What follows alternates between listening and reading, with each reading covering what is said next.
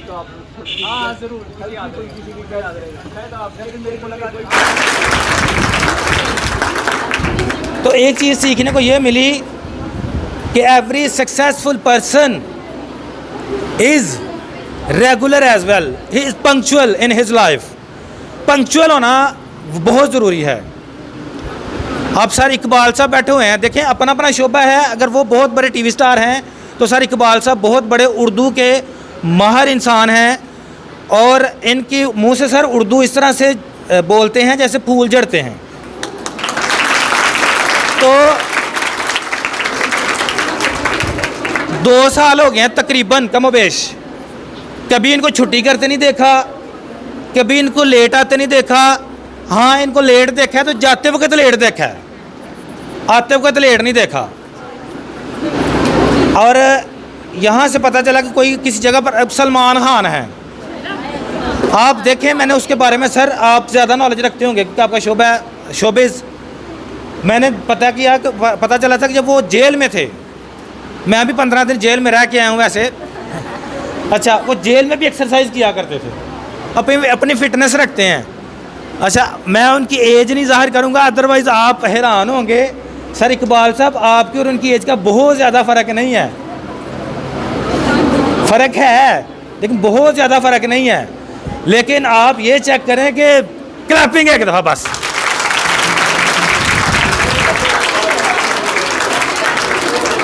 इसके पीछे कितनी स्ट्रगल और कितनी मेहनत होती है, असल चीज़ वो है। दिमागी काम हो, जहनी काम हो, एक्टिंग, कैमरा फेस करना।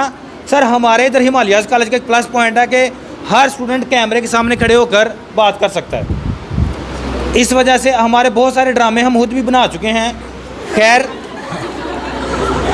कई लोग हमें तनकीद करते हैं, अब वो कहते हैं ये ड्रामेबाज उनका कॉलेज है। लेकिन सर आज जो पैगाम हम भेजते हैं ना, उस पर वो पैगाम सुनने के बाद लोग अप्रिशिएट करते हैं और ये चीज़ें बड़ी काउंट करती हैं। अपनी सक्सेस स्टोरी और आप कुछ अच्छी बातें वो बताएं जो इख्तियार कर कर आप अपनी ज़िंदगी में एक कामयाब शख्स बन सकें। और सबसे बड़ी चीज़ ये है कि अपने आप को बैलेंस्ड रखती है, क्योंकि उनके पास फेम होता है। क्या होता है? फेम। उनका एक नाम होता है, उस नाम को यूटिलाइज़ करके जहाँ वो अपना काम करते हैं वहाँ पर वो बड़े बड़े लोगों से ज़्यादा काम दे जाते हैं। तो इस वजह से इनकी कदर करनी चाहिए। मैं जब स्टेटस लगाया ना आसिम भाई का, तो मुझे कई लोग कह रहे थे यार आप कॉलेज में किसी आलिम दीन को बुलाते हैं, आप एक्टर को बुला रहे हैं। मैंने कहा आपको ये नहीं पता कि अगर वो एक्टर है तो उसकी लाइफ स्ट्रगल कैसे वो यहाँ तक पहुँचा है। और मैंने कहा मैं किसी बड़े सारे आलिम दीन बुला सकता हूँ, लेकिन हमारे चंद बच्चों को उसका पता हो शायद, लेकिन इसका मैक्सिमम बच्चों को पता है। तो पता चला कि एक बंदा जो फेम हासिल कर रहता है वहाँ पर जो उसने गुफ्तगू करनी है ना, वो बड़ी हेल्पफुल होती है। तो बिला ताखीर, बल्कि ताखीर के साथ मैं बुला रहा हूँ आसिम भाई को माइक पर। एक भरपूर क्लैपिंग।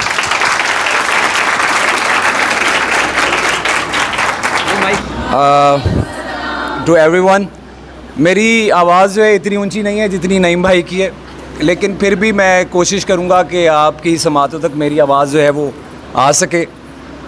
फ़र्स्ट ऑफ़ ऑल बहुत शुक्रिया नईम भाई का कि उन्होंने मुझे इनवाइट किया है।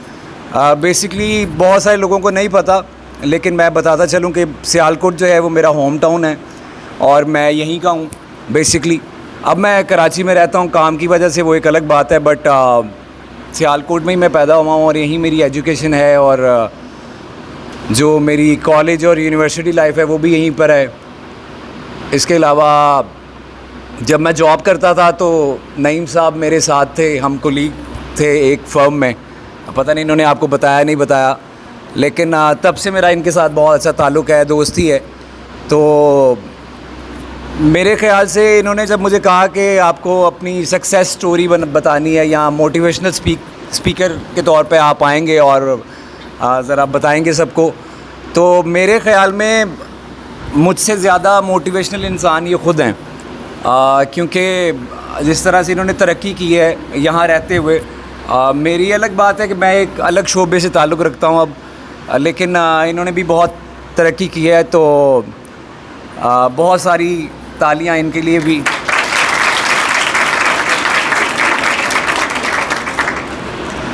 अच्छा, तो सक्सेस स्टोरी किसी भी इंसान की पता है क्या होती है, मेरे ख़्याल में वो होती है इनर सेटिस्फेक्शन, कि जब तक आपका अंदर जो है वो सेटिस्फाइड नहीं होता, वो तब तक आप फील नहीं करते उस सक्सेस को। तो सक्सेस को आपका फील करते हो जब लोगों के रवैये जो हैं वो आपके साथ बदलना शुरू होते हैं।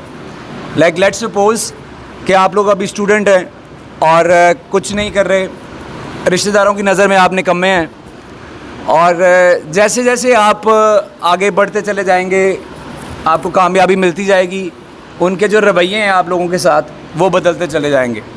तो बहुत सारे लोगों ने नोटिस किया होगा कि जब आप स्कूल लाइफ में होते हैं या कॉलेज लाइफ में होते हैं, तो आप अगर एक एवरेज स्टूडेंट हैं तो रिश्तेदार या इवन आपके इमीडिएट फैमिली मेम्बर्स जो हैं वो आपको उस तरह का प्रोटोकॉल नहीं देते if you got the first position और समथिंग एल्स।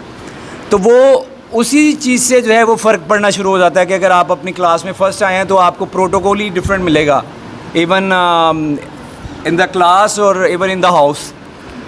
सो सेटिस्फेक्शन जब आपको फ़ील होती है ना, तो वो आपको मोटिवेट करती है मज़ीद किसी भी काम के लिए।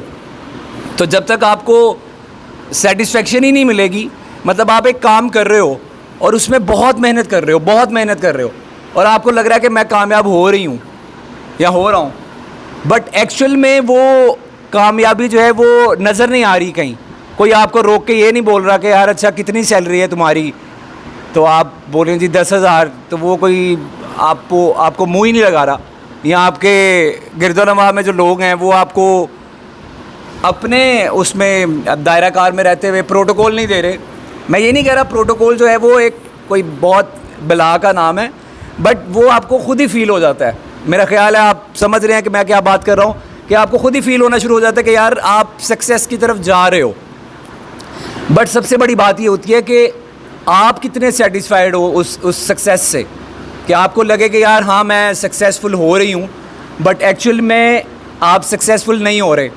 आप सिर्फ अपने आप को सेटिस्फाई कर रहे हो कि यार ओके जैसे मैं अपनी मिसाल दूँ कि अगर मेरा प्ले आता है तो मैं समझता हूँ कि वो बहुत बहुत हिट जाएगा प्ले, बट एक्चुअल में वो प्ले जो है वो इतना हिट नहीं जाता। तो हमारे यहाँ क्या होता है कि ड्रामाज जो हैं, फिल्म का हिसाब कुछ और होता है, लेकिन ड्रामाज में ये होता है कि ड्रामा फ्लॉप नहीं होता। ड्रामे का ये ज़रूर हो सकता है कि ड्रामे की रेटिंग अच्छी आई है तो सुपर हिट ड्रामा हो गया, अदरवाइज़ ड्रामा का भी आपने ये नहीं सुना होगा यार ये फ्लॉप ड्रामा है। हाँ, उसकी रेटिंग कम आ रही है तो इसका मतलब ये है कि उसी स्लॉट पे जो दूसरा चैनल दिखा रहा है ड्रामा वो ज़्यादा अच्छा है। लेकिन फ़िल्म का ये होता है कि फ़िल्म या तो हिट होती है या फ्लॉप होती है, क्योंकि उसका असर जो है वो बॉक्स ऑफिस पे नज़र आता है कि जी एक फ़िल्म ने अगर 1 करोड़ रुपए में बनी है तो वो उसने रिटर्न कितना दिया है। तो अगर 50 लाख दिया है तो ऑब्वियसली वो कामयाब नहीं है। तो अगर उसने 1.5 करोड़ दे दिया वापस में तो 50 लाख का प्रॉफिट है, तो मतलब है कि वो अच्छी मूवी है। सो मेरा जो है एक मैं थोड़ी सी अपनी एक कहानी है छोटी सी, वो मैं आप लोगों को बता देता हूँ। जब मैं कराची शिफ्ट हुआ था इन 2013 के एंड में, तो मेरी जेब में कुल मिला के 25 या 30 हज़ार रुपये थे मेरी कुल जमा पूंजी, जो क्योंकि मैं सैलरीड पर्सन था और घर वालों को ख़र्चा देने के बाद, अपना ख़र्चा निकालने के बाद महीने का शायद 1-2 हज़ार ही बचता था, जिसको आप सेविंग कह सकते हैं। तो वो सेविंग कर कर के रखी हुई थी जो कि 25-30 हज़ार रुपये की अमाउंट थी।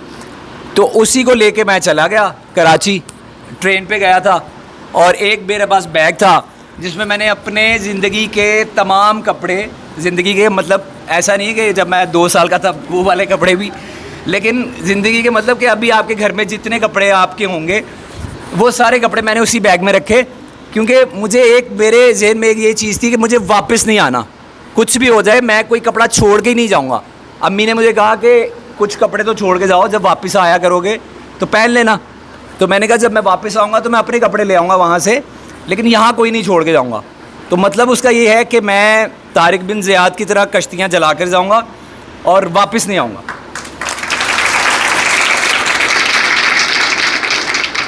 तो ये जो चीज़ होती है ना, सबसे पहले आपका इरादा होता है किसी भी फील्ड में। आप जब तक अपना मजबूत इरादा नहीं बनाते अपने दिल में कि यार मुझे ये काम करना है, वो अल्लाह की मर्ज़ी होती है बाद में कि आप उसमें कामयाब होते हो नहीं होते। कुछ लोग बहुत ज़्यादा कामयाब हो जाते हैं, कुछ लोग मेरी तरह नाकाम रहते हैं। लेकिन कहने का मकसद ये है कि आपको अंदर से फील एक आनी चाहिए कि यार मैंने अपना बेस्ट किया है। ऐसा ना हो कि बाद में आप बोलो यार नहीं मैंने। और हर इंसान को ना, ये आपको भी पता है, हर इंसान को पता होता है। जैसे आप रोज़ा रखते हैं ना, आज भी सब लोगों को रोज़ा होगा, तो सबको पता है कि किसका कितना रोज़ा बाकी है, मतलब कि किसने कितना पक्का रोज़ा रखा हुआ है। सुबह से लेके अभी तक किसने झूठ बोले हैं, या अगर बचपन में हम खा लेते थे फ्रिज में कुछ निकाल के, किसी को पता ही नहीं चला। मैंने बहुत दफ़ा खाए हैं। तो एक दफ़ा हमारे यहाँ जो है वो ये ख़त्म था, मेरे दादा का ख़त्म था, शायद 40वें का था। तो उसमें ना अब्बू मंडी से लेकर आए बहुत ज़्यादा केले, क्योंकि वो शाम को ख़त्म था तो रमज़ान था, तो केले लेकर आए, रोज़ा था मेरा। तो जब अब्बू कह रहे हैं कि वो केलों को काटो और काट के उसको फ्रूट चाट बनानी थी, आई डोंट नो क्या था, याद नहीं है। और बहुत सारे केले वो गिर जाते हैं वहाँ से, वो जो होता है क्या कहते हैं उसको, लंगर कहते हैं, उसमें से। तो वो कोई 7-8 केले मैं वहीं बैठे बैठे स्टोर में खा गया। तो वो छिलके जो हैं वो मैंने साइड पे फेंक दिए कहीं कि किसी को पता ना चले। अब वो सबकी नज़र में, अब वो जो कोई रिश्तेदार आ रहा है, तो मैं शायद तब कोई 9 साल का था, तो अब्बू बता रहे हैं जी आसिम का रोज़ा है, तो सब मुझे प्यार कर रहे हैं, कोई पैसे दे रहा है। तो लेकिन अंदर से मुझे पता था कि यार झूठ है सब, मेरा अपना रोज़ा नहीं है, मैं तोड़ चुका हूँ। तो इसी तरह से आपको ख़ुद पता होता है कि आप कितनी मेहनत कर रहे हो। एक होती है लोगों को दिखाने के लिए मेहनत, कि मैं तो 2 घंटे से पढ़ रही हूँ, तो 2 घंटे में से 1 घंटा 55 मिनट जो आप मोबाइल पे बिज़ी हैं, तो वो घर वालों को थोड़ी पता है। तो कहने का मतलब ये है कि आप लोगों को ख़ुद पता होता है कि आप कितनी मेहनत कर रहे हो।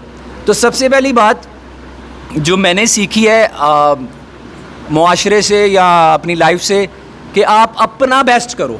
अपना बेस्ट करोगे, उसके बाद फिर आप अल्लाह पे छोड़ दो कि यार मैंने अपना बेस्ट कर लिया है, अब अल्लाह की मर्ज़ी, अल्लाह की बेहतरी होगी तो इसमें बहुत बेहतर निकलेगा, नहीं होगी तो शायद नहीं निकलेगा। और बहुत सारे ऐसे लोग हैं जो बहुत मेहनत करते हैं, आपसे भी ज़्यादा मेहनत करते हैं, लेकिन वो नहीं उस तरह कामयाब होते ज़िंदगी में जितने वो आपको लग रहा होता है कि वो होंगे। जैसे आप फर्स्ट ईयर में आए थे, तो शायद आपके रोल नंबर जो हैं वो शायद मार्क्स के हिसाब से होते हैं। मेरे ज़माने में तो मार्क्स के हिसाब से होते थे कि जो, जैसे मैं किले वाले कॉलेज में पढ़ा हुआ हूँ, तो वहाँ पे जो रोल नंबर 1 था उसके हाईएस्ट मार्क्स थे मैट्रिक में। तो हमें पता होता था ये रोल नंबर 1 है, इसका मतलब है ये हाईएस्ट मार्क्स। मेरा रोल नंबर 6 था वैसे, तो उस हिसाब से मेरा छठा रोल नंबर था। तो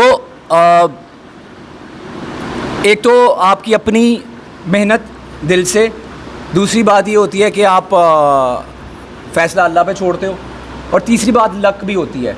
ऐसा नहीं है कि इवन मेरा जो शोबा है उसमें लक बहुत ज़्यादा काउंट करती है, कि अगर मैं फ़र्ज़ करो अभी सियालकोट में हूँ और मुझे एक प्ले ऑफ़र हो रहा है जो कल से ही स्टार्ट होना है, अब मैं वहाँ पे मौजूद नहीं हूँ कराची में, तो ऑब्वियसली वो मुझे नहीं मिलेगा।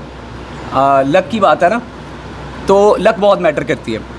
तो मैं कोई मोटिवेशनल स्पीकर नहीं हूँ, बट मैं अपने ज़िंदगी के आपको थोड़े से तजुर्बात जो हैं वो मैं बताना चाह रहा हूँ या बता रहा हूँ। तो वो 25,000 रुपये था मेरे पास, तो मैं चला गया उसी को लेके कि यार मुझे करना है और ये वो। और नईम भाई जानते हैं कि मैं जो हमारे फाइनेंस डायरेक्टर थे गुल साहब, वो मुझे आखिरी दिन भी उन्होंने, जब मैंने रिज़ाइन किया तो उन्होंने मुझे कहा कि भाई तुम बहुत बड़ी गलती कर रहे हो। मेरे फाइनेंस मैनेजर तुझे क्यूम साहब, उन्होंने कहा कि यार बहुत बड़ी गलती कर रहे हो।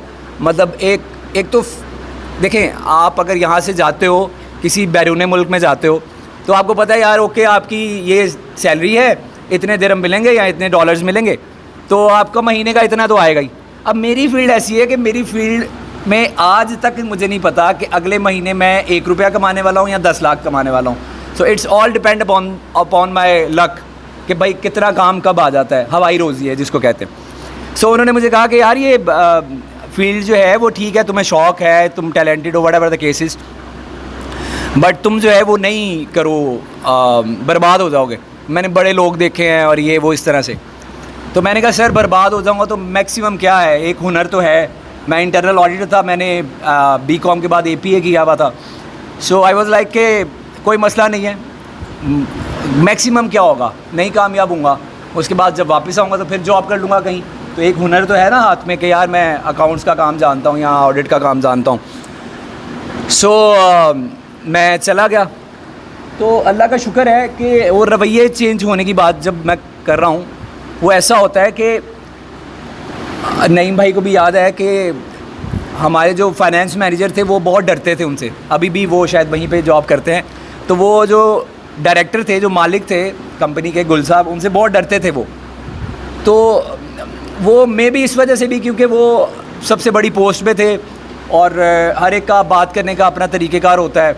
तो नईम भाई भी अपनी इंक्रीमेंट के लिए ख़ुद ही जो है वो पर तोल रहे होते थे, मैं भी अपनी इंक्रीमेंट के लिए ख़ुद ही एप्लीकेशन लिख के और ख़ुद ही अपनी परफॉर्मेंस बतानी उनको कि सर ये हमने किया है और हमारी इंक्रीमेंट लगा दें। तो वो जब वो फाइनेंस मैनेजर साहब थे तो पहले मेरी बहुत उनके साथ ना मैं झिझक के बात करता था, जो हमारे मालिक थे उनके साथ, कि मतलब वो गुज़र रहे हैं तो फ़ौरन जो है वो आप अटेंटिव हो जाते हो और ये वो। बट जब मैं वापस आया कराची से कुछ अरसे बाद, लाइक 2 साल बाद, तब तक मेरे कोई 3-4 ड्रामास जो है वो आ चुके थे और एक सिलसिला बन चुका था कैरी ऑन करने का कि मैं आगे काम स्टार्ट कर लूँ। तो वो जो फाइनेंस मैनेजर हैं जो मुझे कह रहे थे कि यार तुम बर्बाद हो जाओगे, गलती कर रहे हो बहुत बड़ी, वो और इवन हमारे जो डायरेक्टर थे फाइनेंस के, वो और सभी लोग, उनके बिल्कुल रवैये बदल चुके थे।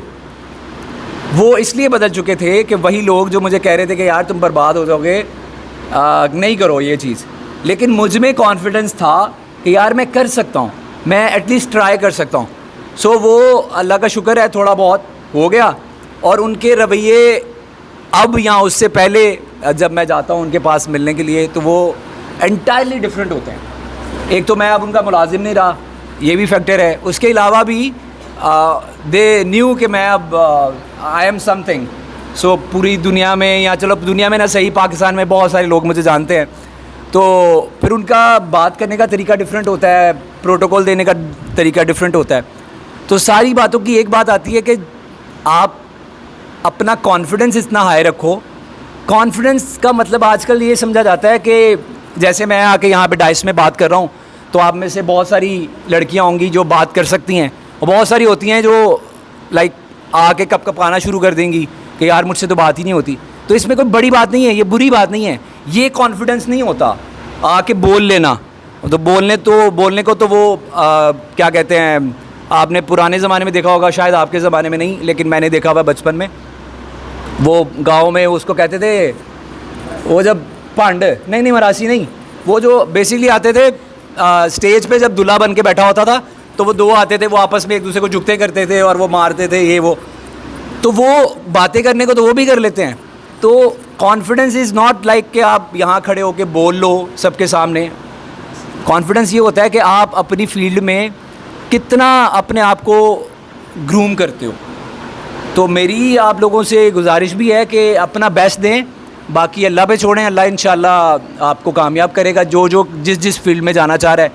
और इवन बहुत सारी ख़वातीन होती हैं जिनको घर की वजह से थोड़ी सी रिस्ट्रिक्शंस होती हैं कि आपने फ्यूचर में जाके जॉब नहीं करनी, तो फिर वो सोचती हैं कि यार हम लोग क्या करेंगी कामयाब होके, मतलब हमने क्या कर रहा है, पढ़ाई की, BA कर लिया, MA कर लिया, घर में जो है वो खाना पकाना सीखा और उसके बाद शादी हो गई, उसके बाद बच्चे, और भाई वही लाइफ जो नॉर्मल आप अपनी अम्मा को भी देखते हुए आ रहे हैं कि भाई वही लाइफ है, ये करना है, दिन में ये पकाना है, रात को ये पकाना है, शादी पे जाना है, ये करना है, वो करना है। तो ये हर एक का अपना अपना वो है, फैमिली मैटर है। तो वो घर में रह के भी बहुत सारी चीज़ें कर सकती हैं। आजकल तो IT इतनी स्ट्रांग हो चुकी है, यूट्यूब पे आप जाएँ, बहुत सारी आपको ख़वातीन मिलेंगी जो घर में बैठ के इतने पैसे कमा रही हैं। तो वो इट्स जस्ट कि आप अपने तौर पे काम करना चाह रही है कोई भी, तो अगर आप जॉब नहीं भी कर रही तो घर में रह के कुछ कर सकती हैं। तो मैं तो अक्सर अपने ख़ानदान की जो लड़कियां हैं उनको मैं कहता हूँ कि भाई ये जब वो गॉसिप्स कर रही होती है ना, अच्छा उसने फ़लाँ दिन ये पहना था, ये है वो है, जो भी लड़कियों की बातें होती हैं, तो मैं कहता हूँ भाई इन चीज़ों से ना बाहर निकलो। आप दुनिया की लड़कियों को देखो, वो कहाँ पहुँची हुई हैं, कहाँ पहुँची हुई हैं। तो आप इस बात का नहीं कह सकते कि यार वहाँ वो बहुत एडवांस हैं इसलिए वो पहुँचे हुए हैं, नहीं, वो इन रवायती चीज़ों से बाहर निकले हैं। तो जितनी भी आप लड़कियां हैं, तो आपसे मेरी गुजारिश है कि रवायती चीज़ों को अपने अंदर ज़िंदा रखें, लेकिन उनसे बाहर निकलें। और बहुत सारी ऐसी चीज़ें हैं जो आप सोच सकती हैं, आप कर सकती हैं। बहुत सारी आप में से ऐसी होंगी जो राइटर अच्छी बन सकती हैं। मतलब स्टार्ट तो करें, लिखना तो शुरू करें। तो जब आप बोलेंगे यार नहीं मैं तो कुछ नहीं बन सकती क्योंकि मैंने कभी ट्राई ही नहीं किया, तो ट्राई करेंगी तो।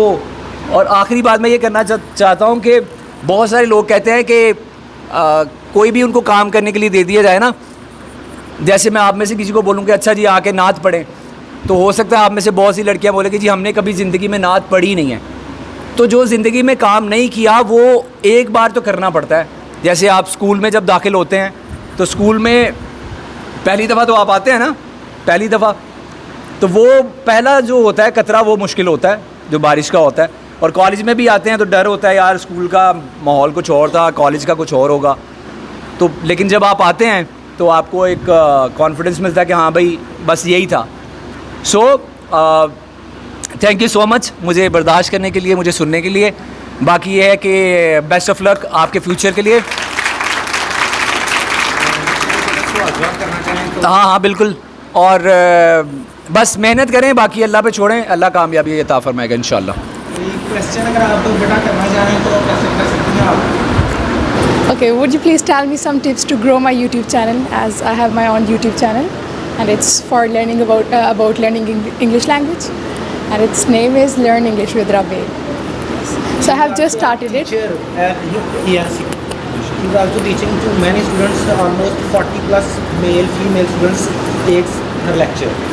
English lecturer भी है और साथ में फर्स्ट ईयर में ये बैठे हैं। क्लैपिंग एक दफ़ा करें तो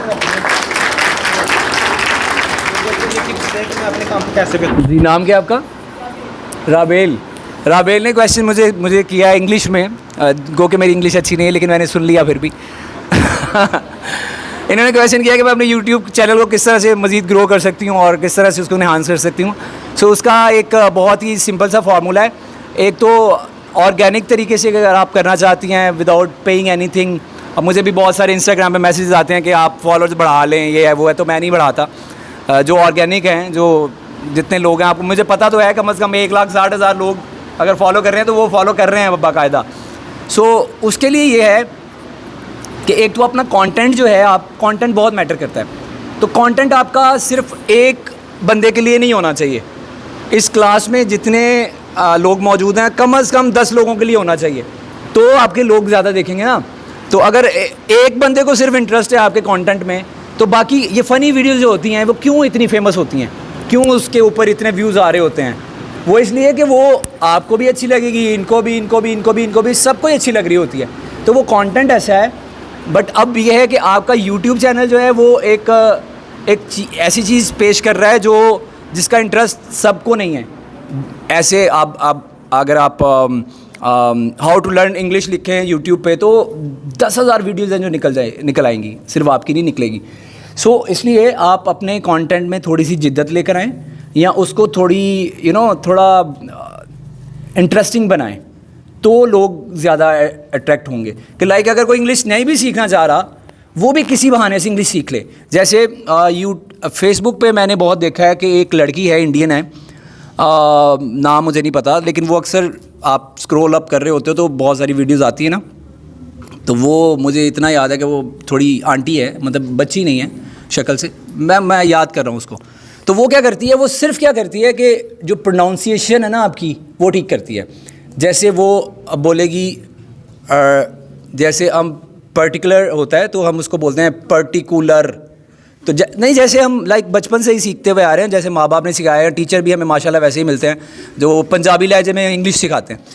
तो वो क्या करती है, वो सिर्फ आके ना आपकी प्रोनाउंसिएशन जो है वो ठीक करती है, पर्टिकुलर को पर्टिकुलर बता रही है, और ऐसे बहुत सारे वर्ड्स। तो वो आप ना चाहते हुए भी ना, मैं भी कई दफ़ा ऐसा होता है कि अब मैं तो ऐसा नहीं है कि मैं अगर एक्टर हूँ तो मेरा एक्सेंट बहुत अच्छा होगा इंग्लिश का, तो मेरे अब्बू का नाम महमूद है, जोसेफ नहीं। तो वो कहने का मतलब ये है कि हर एक को ज़रूरत होती है सीखने की। जैसे उर्दू के बहुत सारे तलफ़्फ़ुज़ हैं जो मैं शर्तिया कह सकता हूँ, आप सारे लोग बहुत गलत बोलते होंगे, लेकिन मैं सही बोलता हूँ क्योंकि मैं एक काम ऐसा कर रहा हूँ कि वहाँ मुझे सही बोलना पड़ता है। तो इसी तरह जो आप बोल सकती हैं उस तरह का एक्सेंट शायद मैं नहीं बोल सकता, तो उस चीज़ को पकड़ें। और सबके जो प्रोनाउंसिएशन है इंग्लिश की या कुछ ऐसे वर्ड जो बहुत डिफरेंट हैं जो लोगों को नहीं पता, ऐसी छोटी छोटी वीडियोस बनाएं यूट्यूब। हाँ, यूट्यूब के लिए नहीं, यूट्यूब में तो आप कम से कम 5-10 मिनट की बनाएंगी। फिर क्या होगा, जब उसमें आपने लिंक लिखा होगा क्या आपने दो चीज़ें बताएंगी जी, इस चीज़ को ये कहते हैं, इस चीज़ को ये प्रोनाउंस करते हैं। और लिंक जो है, लिंक के लिए अगर आप डिटेल में लिंक देखना चाह रहे हैं तो ये यूट्यूब का लिंक है, तो फिर आपके व्यूज़ बढ़ेंगे। वेलकम। ठीक है। वो वालेकुम सलाम जी। मेरा आपसे क्वेश्चन है कि रंगमहल ड्रामा में आपने महापारा के साथ इतना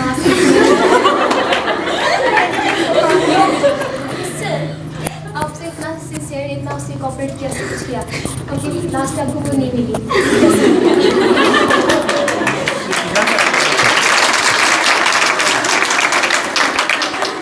अच्छा, उसका बदला मैंने अब ये अंगना में उतारा है।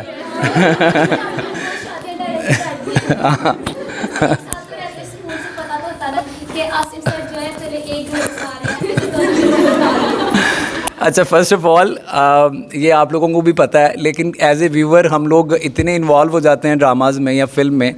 आपने अक्सर देखा होगा, मैं तो बचपन में बहुत करता था कि हम जाहिर सी बात है इंडियन फिल्में देख देख के बड़े हुए हैं, तो उसमें जो होता था कि वो जब हीरो बदला लेता था तो हम दिल में हम कह रहे होते थे मार इसको, मार इसको।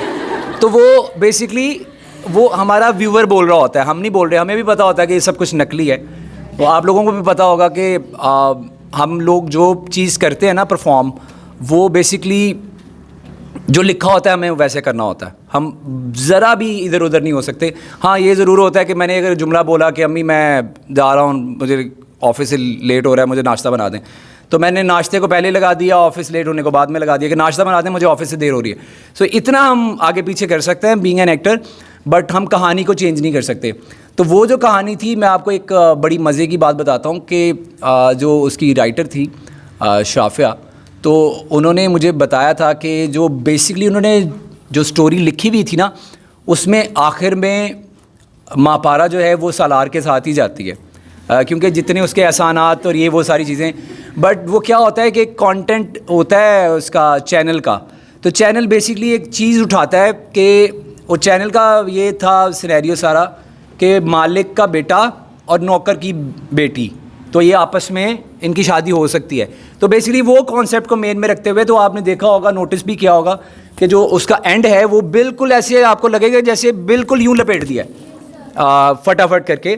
तो वो उसकी रीज़न यही थी कि वो चैनल की तरफ से बाज़ औक़ात चीज़ें होती हैं, अदरवाइज़ मेरा अपना कोई ज़ाती कसूर नहीं है।